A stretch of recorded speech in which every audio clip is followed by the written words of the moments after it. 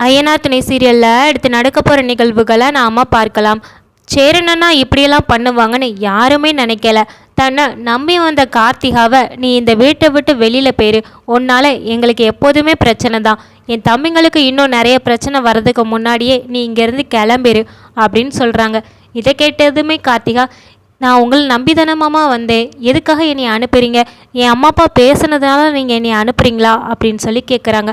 அது மட்டும் காரணம் இல்லை கார்த்திகா, இந்த கல்யாணம் எல்லாருக்குமே ஒரு பாரமாக தான் அமையும், அதனால தான் நான் உன்னை அனுப்புகிறேன், தயவு செஞ்சு நீ இங்கேருந்து கிளம்பிரு, இப்போதைக்கு உள்ள சந்தோஷத்தை மட்டுமே நம்ம பார்க்கக்கூடாது, இனிமேல் வர காலகட்டத்தையும் நம்ம நினச்சி பார்க்கணும், இந்த வீட்டில் நீ எப்படி வாழுவ அதையும் தான் நான் பொறுத்து சொல்கிறேன், நீ தயவு செஞ்சு இங்கேருந்து கிளம்பிரு. இல்லை மாமா, என்னால் எல்லாத்தையுமே அட்ஜஸ்ட் பண்ணிக்கிட முடியும் அப்படின்னு கார்த்திகா எவ்வளோ தான் சொன்னாலுமே நம்ம சேரன் விடாப்பிடியாக இருக்கிறாங்க. ஏன்னா அவங்க அம்மா அப்பா பேசுனது அந்த மாதிரி. நடேசன், சோழன் எல்லாருமே நம்ம சேரன் அண்ணாவை திட்டுறாங்க. ஏன் அண்ணா இப்படி பண்ணுற, இவங்கெல்லாம் ஒரு ஆளுன்னு சொல்லி இவங்க பேச்சை கேட்டு நீ கார்த்திகாவை வெளியில் போக சொல்கிறீங்க, அவள் நம்மளை நம்பி வந்திருக்கா, அதுவும் நாளைக்கு காலையில் கல்யாணத்தை வச்சுட்டு இப்போ வந்திருக்கா, அப்படி இருக்கும்போது நீங்கள் அவளை அனுப்புறது சரியாக இருக்காது அப்படின்னு சொல்கிறாங்க. அதுக்கு நம்ம சேரணும், இல்லை எல்லாமே சரியாக தான் வரும், அவளுக்கு நம்ம வீட்டில் வாழ்கிறது தான்டா கஷ்டமே, அவள் எங்கே இருந்தாலும் நல்லா தான் இருப்பா, தயவு செஞ்சு இங்கேருந்து போயிரு கார்த்திகா அப்படின்னு சொல்லி சொல்கிறாங்க.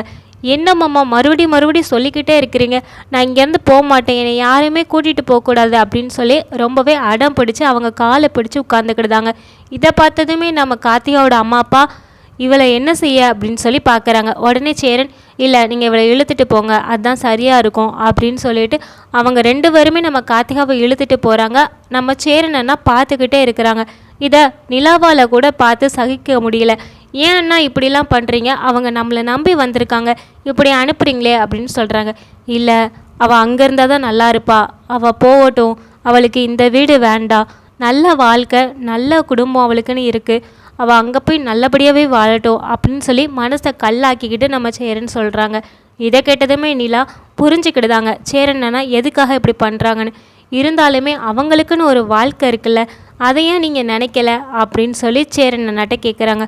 இல்லைம்மா, அவள் போட்டோம், என்னோட ஒருத்தனோட சந்தோஷத்துக்காக ஒரு குடும்பத்தையே நான் ஆசைப்படுத்துறது நல்லது கிடையாது, அவள் எங்கே இருந்தாலும் நல்லா இருக்கணும், அது போதும் அப்படின்னு சொல்லிட்டு கார்த்திகாவை அனுப்பி வைக்கிறாங்க. ஆனால் அனுப்பி வச்ச உடனே நம்ம சேரனன்னா தனியாக ரூம்குள்ளே போயிடுறாங்க. போனதுமே என்ன யோசிக்கிறாங்கன்னு தெரில, அவங்க ட்ரெஸ்ஸை மாற்றிட்டு வெளியில் கிளம்பி போகிறாங்க. இதை பார்த்ததுமே நம்ம நிலா, அண்ணா எப்போ இந்நேரத்தில் நீங்கள் எதுக்கு வெளியில் போகிறீங்க அப்படின்னு சொல்லி கேட்குறாங்க. இல்லைம்மா, கொஞ்சம் டயர்டாக இருக்குது, வெளியில் அப்படியே காத்தாட போயிட்டு வரேனே அப்படின்னு சொல்கிறாங்க. இல்லை, நாங்கள் வேணும்னா கூட வரட்டுமா அப்படின்னு. இல்லை, எனக்கு கொஞ்சம் தனியாக நேரம் வேணும், நான் போயிட்டு வரேன் அப்படின்னு சொல்லிட்டு நம்ம சேரனண்ணா வெளியே கிளம்புறாங்க. அப்படியே வெளியில் போன சேரனண்ணாவுக்கு ரொம்பவே முடியலை.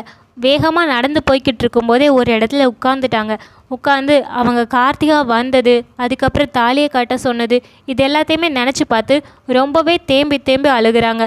அவங்களால அதை ஏற்றுக்கிடவே முடியலை. நம்மளை நம்பி வந்த பிள்ளையை நம்ம இப்படி அனுப்பிட்டோமே, அவள் வாழ்க்கை நல்லா இருக்கணும்னு நினச்சி நம்ம இப்படி அனுப்பிட்டோமேன்னு சொல்லி ரொம்பவே வருத்தப்பட்டு அழுகிறாங்க.